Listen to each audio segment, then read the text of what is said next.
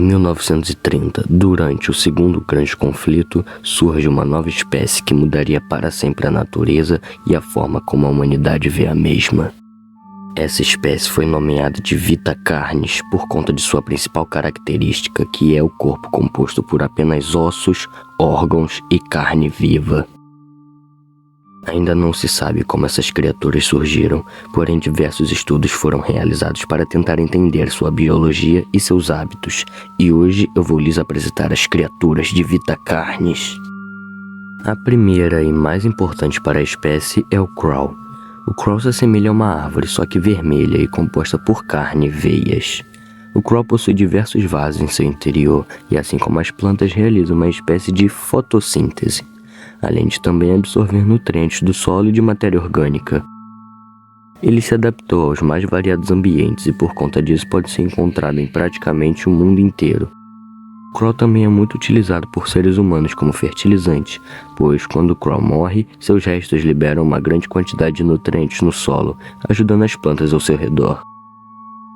A segunda espécie de Vita Carnis são os Streamings. Veja bem, os Crows vez ou outra geram uma pequena bola de carne nas quais podem dar origem às outras criaturas de Vita Carnis, e a mais comum são os Streamings. Eles se assemelham a um carrapato, com a diferença que são muito maiores e possuem a pele em carne viva. São covardes e medrosos, se alimentando apenas de restos de animais mortos, frutas, lixo e etc.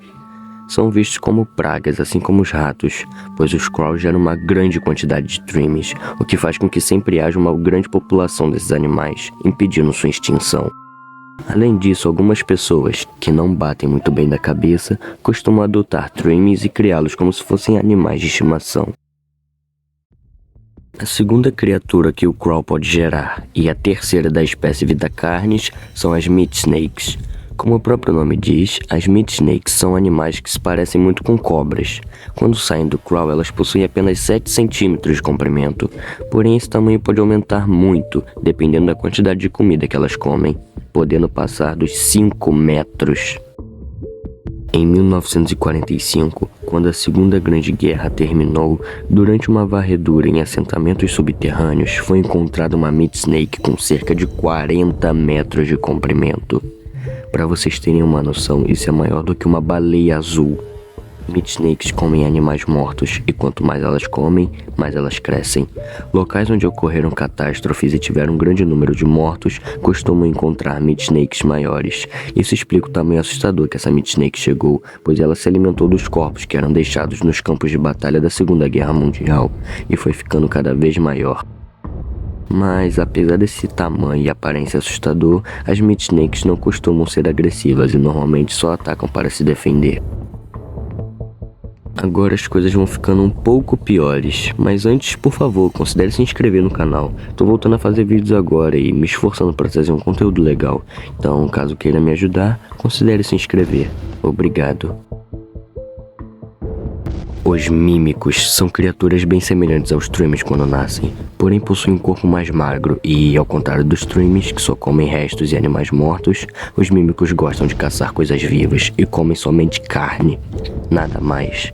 O problema de verdade começa quando os mímicos passam por uma metamorfose e viram essa coisa humanoide, sem pele como as outras criaturas, olhos saltados para fora, dedos alongados e um terrível sorriso. Nessa fase, os mímicos se alimentam exclusivamente de humanos e são caçadores muito habilidosos. Eles primeiro escolhem um alvo, então esperam até esse alvo estar sozinho. Normalmente atacam as pessoas enquanto elas dormem. Mímicos são inteligentes, conseguem emitir barulhos para atrair suas vítimas, além de montar estratégias para encurralar suas presas. São ágeis e possuem uma força sobre-humana e, dependendo da quantidade de humanos que eles comem, podem evoluir, digamos assim.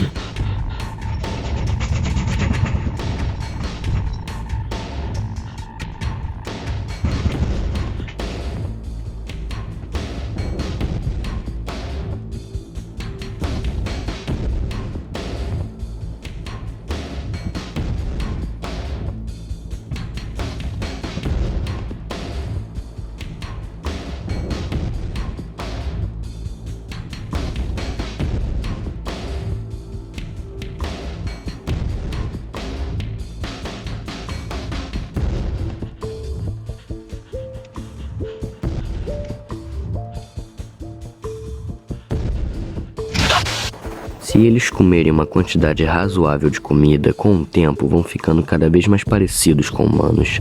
Porém, seu rosto continua deformado e seus dedos continuam normalmente longos.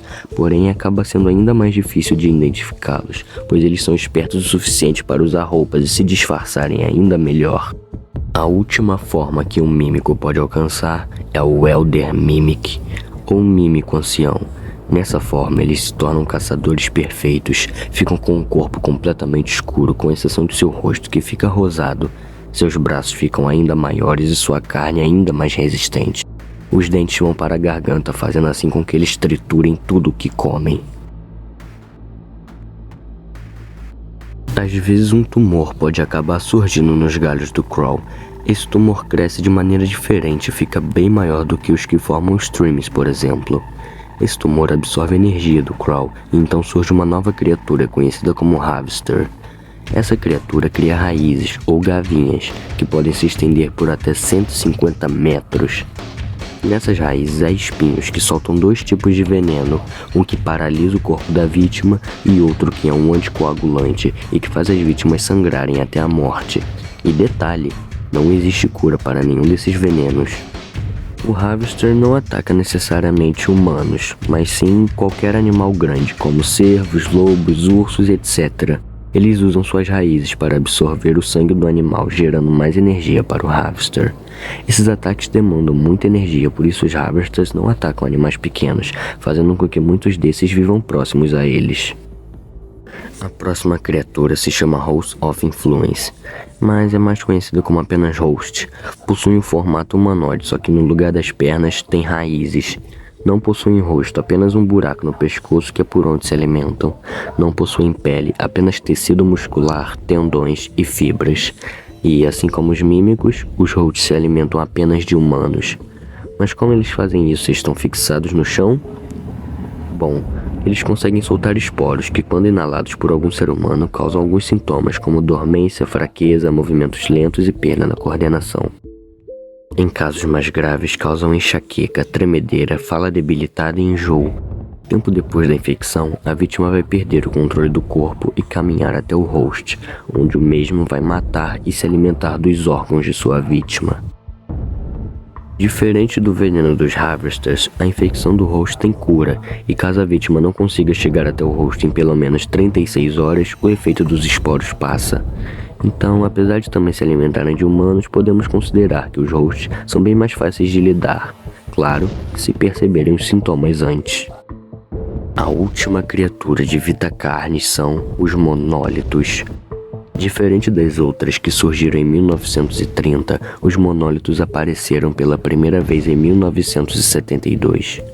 São gigantes, possuindo cerca de 120 metros de altura e atualmente existem apenas 7 deles. Todos estão formando um círculo em um local censurado. Eles até o momento se mostraram pacíficos, com exceção de um caso em que eles atacaram o exército que, ao tentar combatê-los, emitiram um pulso eletromagnético que fez seus veículos e equipamentos pararem de funcionar. Em outra ocasião, tentaram atacá-los com explosivos, mas eles acabaram se regenerando. Não se sabe ainda do que eles realmente são capazes, e por conta disso a humanidade terá que ficar sempre alerta e preparada para qualquer ataque surpresa. Espera, os monólitos não são a última criatura de Vitacarnes. Ainda tem a... singularidade.